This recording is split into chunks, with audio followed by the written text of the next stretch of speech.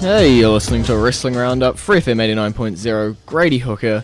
We're going to do things a little differently because we've got a bit of special things in the middle of the show to do. So straight away on Skype, we got Josh. Hey. So we'll talk about a few of the main points of Raw. Although Daniel Bryan was announced to be at Raw, Stephanie McMahon comes out and says we ain't getting Bryan. And we didn't. That was kind of surprising. We didn't even get him on SmackDown, did we? No. Last week was Bryan free. Wow. I didn't think we could survive a week without Bryan. I kind of feel they missed out on some of the momentum for the match without having him on the show. I get that they were doing it to sell the fact that he got absolutely beat down. Yeah. The week before, but I still feel even if he had showed up beaten, battered, bruised, bandaged up, it would have been better off than no Bryan at all. But but if we had gotten him, we probably wouldn't have gotten the moment of the night. Yeah. Which was obviously Stephanie smacking the crap out of Batista. It was a good slap. Yeah. She hasn't lost it. But good news, to replace Daniel Bryan on both Raw and SmackDown, we got Sin Cara. Yay. Yeah, I don't know if too many people are happy about that. Well, they're happier now than they would have been 6 months ago when it was the original Sin Cara. Okay. Which they officially announced that they had released him last week. Okay. This is Hunico under the mask. Yeah, it is, it's Hunico under the mask, and it's Hunico going forward. He's actually, I think, running with it. Okay. Well, it was all pretty much to promote the new Scooby-Doo WWE crossover movie that comes out. Is there voice acting in that? Yeah. Sin Cara voiced by Hunico? If I had to guess, I would say that it's probably a lot of gesturing. Nah, no talking from Sin Cara. I haven't seen it, so okay. I don't know. Go get it, man. We'll talk a little more about the tag team and divas scenes at the end of the show when we preview WrestleMania 30? 30. But at the middle of the showish, they announced the newest inductee to the Hall of Fame. Yeah, and it's very important to note that it's Razor Ramon going in, not Scott Hall. I think you're reading a little bit into that. No, it's very important because they don't want to. They want to induct Scott Hall as part of the NWO. But when they induct the NWO, are they just going to induct like 50 people? No, they'll probably induct the original 3 members. Then it really sucks to be Diesel. He'd be the they want to induct Diesel. Well, if they don't induct Diesel, then when they do NWO, he's like the only one who's not a 2-timer. Yeah, but Kevin Nash is actually not interested in the honor of NWO or Diesel or at all. Whole thing. Okay. But they're trying to get him in next year. Oh, and then probably the next year after that is when they would induct Hall, Hogan, and Nash. Have I heard rumors that The Rock is going to headline next year's? I don't know. It's possible. I've even heard that Lanny Poffo has softened on his stance on Randy Savage's induction. So. And I've also heard that Brett's fighting for Owen to go in as well. Yeah. So I think now that they finally have gotten past everything that has to do with Martha, we might finally see Owen go in. Okay. So we got a little longer. We'll talk about the main event segment of Raw. Brock Lesnar and Undertaker, Druids and Caskets, Heyman scared really badly. That was a nice way to end it. You have to think, though, next week Brock's got to get over on the Undertaker. It's got to be 1 for 1.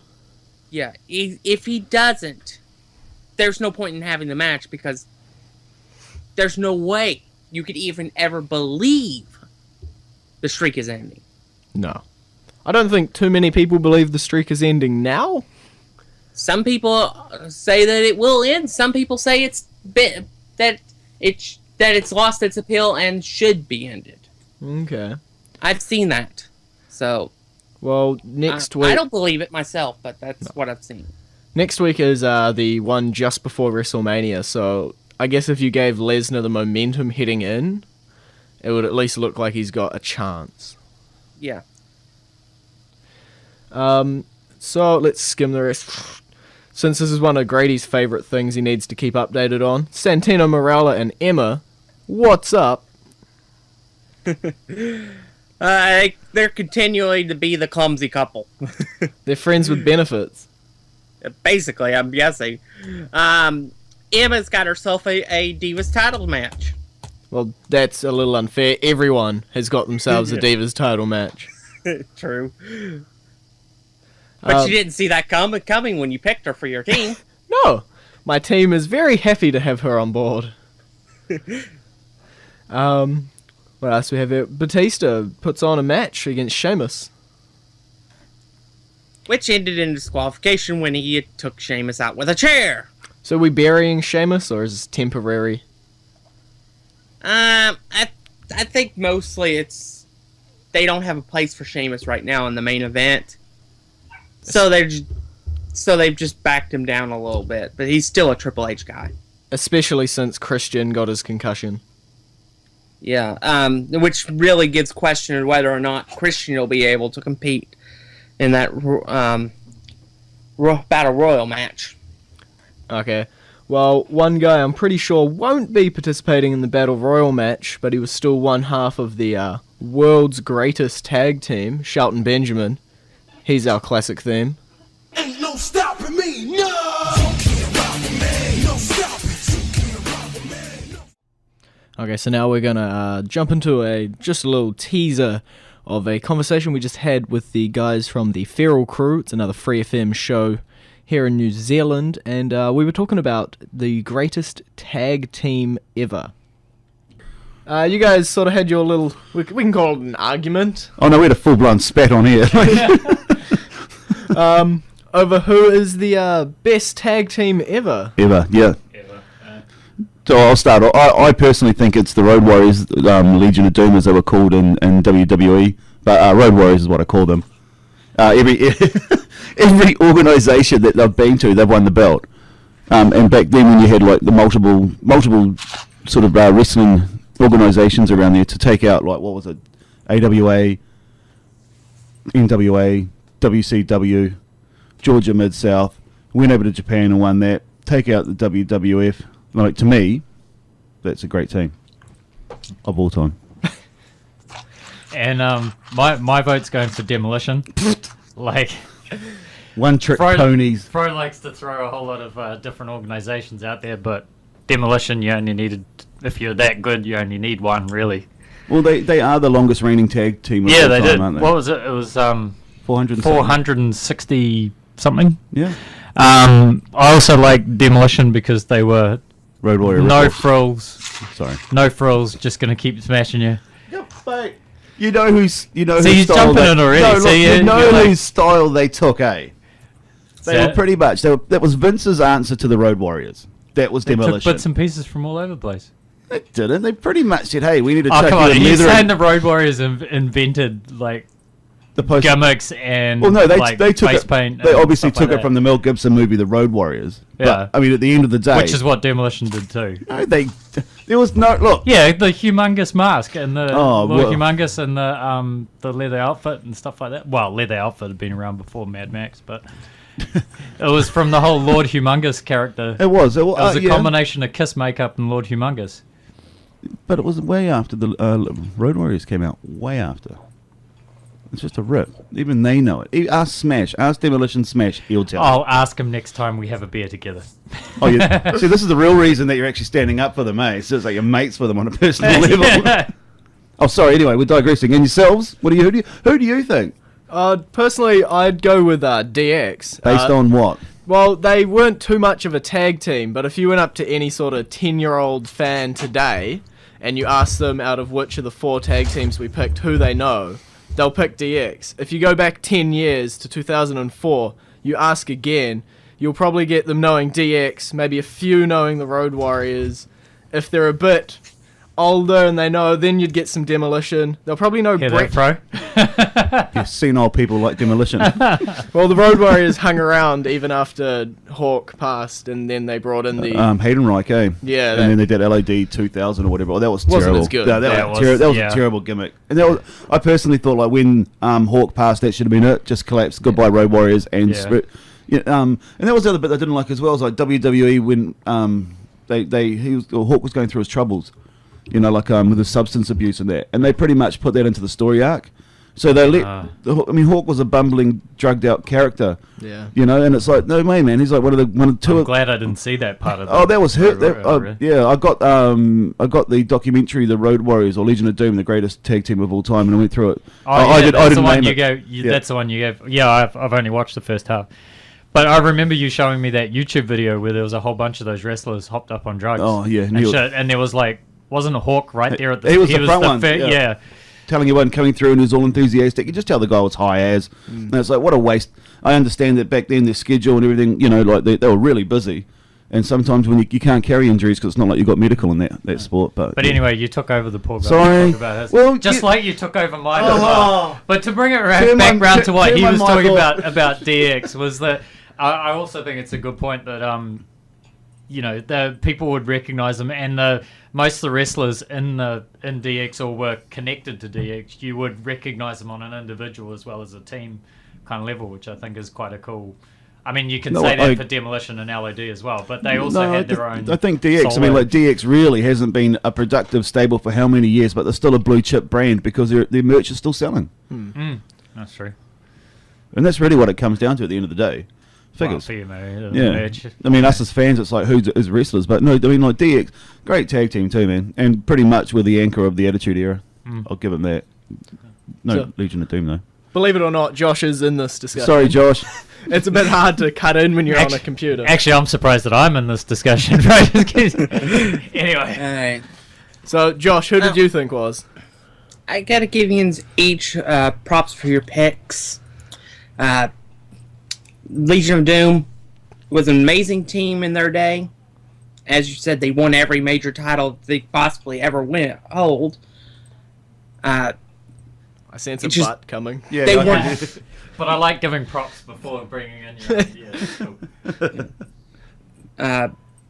But at least in ring giftedness, they were definitely not gifted as Oh, far as no, not at being all. in ring performers. But No. they had the character and everything, so that's what got them over. I'll agree with that. DX, I can't consider a tag team, simply because they except with the exception of the last run that they made, to give them the tag team titles, they were never a tag team. I mean, for the DX, the tag team was the New Age Outlaws. It Yep. was not Yeah. Shawn Michaels and Bret and HBK True. or Triple H. No, that's exactly right. Disqualify But- me then. You must have a placebo backup tag team. I'll go Google. And Well, the New Age Outlaws, they were pretty cool. They just had the belts a couple of weeks ago too, eh? No, lost it. I couldn't believe that was because I've only just recently tried to get back into it again, and I couldn't believe they were still going. Like, wow. Yeah. Yeah, they're working backstage as producers now. Ah, Oh, that makes a lot of sense. I thought one of them was coaching down at NXT as well, or down the Performance Center. I think Billy Gunners. Billy Gunn was, and they brought him up to the main roster to be a producer. Ah, okay. So anyway, I'm sorry. And so who is the tag team of your choice there, Josh? I've got to go with, in my opinion, the most gifted tag team of all time. And that's because it had one half of it was the most gifted wrestler in professional wrestling history. And that's the Hart Foundation. So that's it for now. If you want to hear the full thing, I think it went for about 44 minutes long conversation. It went off topic, came back to topic. You can visit our Facebook page, facebook.com/Wrestling Roundup Radio, or our Twitter page, twitter.com/Wrestling Radio, or our website, wrestlingroundup.host22.com, and we'll put the SoundCloud link up there. So now we're going to jump into our current entrance theme of the week, and it is one half of the APA JBL.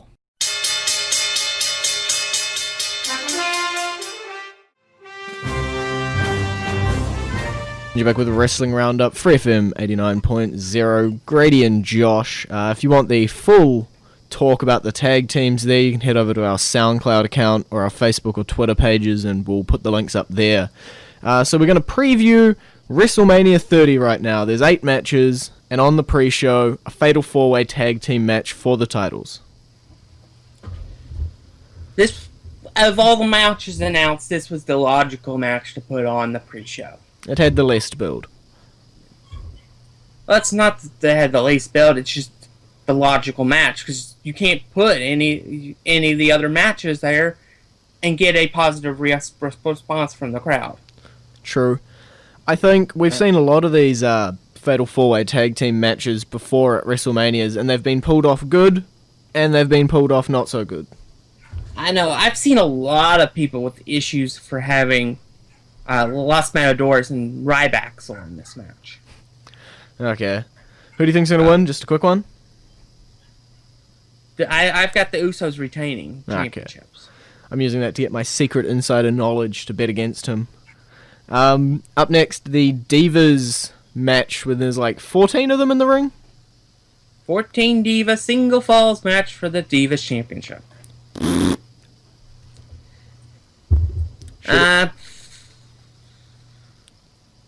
I've been thinking for a while that it's time AJ Lee lost the championship, but I'm beginning to think it's not WrestleMania. No. I think that the purpose of this is probably just to put AJ over and then have her lose the next night on Raw. Yep. They always need a big title change on the Raw after WrestleMania. It makes sense. I would way prefer this to be elimination, but I'm not going to get into that rant because we have limited time. Up next, we got the 6-man tag match, Shield versus the Authority. Well, this could go a lot of different ways. The Shield could stay together and win this match. Or you could see the Shield break up during the match and lose it. That's sort of what I like about the match, the way it could go either way. The fact that Triple H and Vince are so back and forth on the Shield make this match so unpredictable. I'm on the side that says Seth Rollins and Dean Ambrose betrays Roman Reigns and walks off as a fraction of the Shield, and Roman Reigns is left to be picked apart by Kane and the New Age Outlaws. Yeah, I pick that. Either that or Dean and Rollins get in on it, like Kane's paid them off type thing. Yeah, though it would be interesting if they did that, they dropped him, and Roman Reigns still won the match. Up next, the Andre the Giant Memorial Battle Royal, 30 men over the top rope. I know he hasn't been announced yet as being part of the match, but my pick is Alexander Rusev. Rusev crush? Yep. Rusev dominate. Okay. We know he can put on a good fight when it comes to a Battle Royal type match. Yep. And I think it would be a perfect way to introduce him and debut him and to get him over as well. Especially if he happened to eliminate somebody like Ziggler at the end of the match. Yeah, I got no idea on this match right now. When I pick my predictions for the website, I'm just gonna wing it. Just you. Yep. That's basically what you gotta do with this match, because Battle Royals are typically very unpredictable, unless you had Andre the Giant in it. They could give it to Big Show, they could give it to Mark Henry, they can give it to Miz, they could give it to Ziggler, they could give it to Alberto, Rusev, some random surprise. It could go anyway. But one person we know that's not going to go to is the Raw General Manager. Why? I think Brad Maddox could win it. Yep. Up next, Bryan and Triple H one-on-one. Winner gets in the main event. Yeah, this gotta be the most important match of the night. Yeah, this will either sour the crowd for the rest of the night or pump them up. And I think it's gotta go on first. It's got to go early, first or second. I think it's gotta go first, just to get the crowd hyped so that when Bryan doesn't win the championship at the end of the night, it's a major letdown. Yeah, okay. So you're picking Bryan to win the Bryan Triple H? Bryan will win this match. WWE does not want a Royal Rumble type situation on their hands for their biggest show. Okay. Where the crowd either absolutely just craps on the whole show or they leave. Could go either way. But I think there's no chance Triple H wins this match. What about a dubious means Triple H wins and then Hulk Hogan puts Bryan in the match as well and it's a fatal four-way? Fatal four-way at WrestleMania is a singles match is a bad idea. Okay. We've seen that before and it was not pretty. Up next, Cena's Legacy versus Bray Wyatt. This has been the best built match, bar none. Yep. I really love the work between them. I believe, regardless of what happens, Bray Wyatt is coming out of this as a star. Yes. I think Cena wins the match, though. I'm flipping back and forth on this one. Like, every single time I hear Bray talk, it's like, that guy's gonna win. And then Cena does something and it's like, oh no, it's Cena. So I believe Cena will win, but I think Bray will put up one heck of a show, and this match could steal the show. Okay, well, for a match that I'm pretty sure everyone agrees on who's gonna win, The Undertaker Brock Lesnar. About 99% does. I have seen some that says Brock Lesnar's going to end the streak. That's good to know. Where do they live? Like, I'm not one of those people. how can you be one of those people? I don't think. I think they're just tired of the streak, and they probably are wanting to see the Undertaker right off into the sunset. I don't think he'll break the streak, and I don't think Lesnar will be the last victim of the streak. No, I don't either. I think he will extend it to 22-0 and have to have at least one more. I don't see Lesnar as... He's like a big star. I don't see him as the caliber for the last match against The Undertaker. I think next year there's two people that they need to consider for the streak match. Sting and Cena. Actually, I was going to say somebody else other than Sting. But yeah, it'd probably be Sting. I've heard... Bray Wyatt or Cena. Ah, yeah, fair enough. I've heard all three of those names thrown around, people saying the streak can't end until he's faced Cena, or it can't end until he's taken over Sting. Yeah. We're probably going to get Sting next year. Okay. But we'll have to see, because that'll be interesting to see where they go with it, but the streak's not ending Sunday. I've heard maybe Sting's coming the night after Raw, is it? It's possible. They may do what they did with The Rock and Cena. Announce it a year in advance. Announce year in advance. That would be awesome. I would enjoy that. Okay, we got like not long left, but we only got one match left. The triple threat for the WWE Championship, or World Heavyweight, whatever you want to call it. Yeah, I kind of already tipped my hand in that I already said that Daniel Bryan's not winning the championship. No, I think Batista is. There's no way Orton's retaining. That one I'll agree 100%. No way Orton is retaining. Although we all thought that at WrestleMania 25 or 26, I think it was when he. No, it was 24 when he was in the match with Cena and Triple H. True. And Orton somehow retained the title. I say Batista will... walks out with the title, big boos, he's screaming, deal with it, there's trash flinging about, there's walkouts, but it doesn't matter because it's the end of the show. But yeah, I agree. I've got Batista winning, mostly because he's got no momentum, pretty much. For a Royal Rumble winner, that's unheard of. Yeah.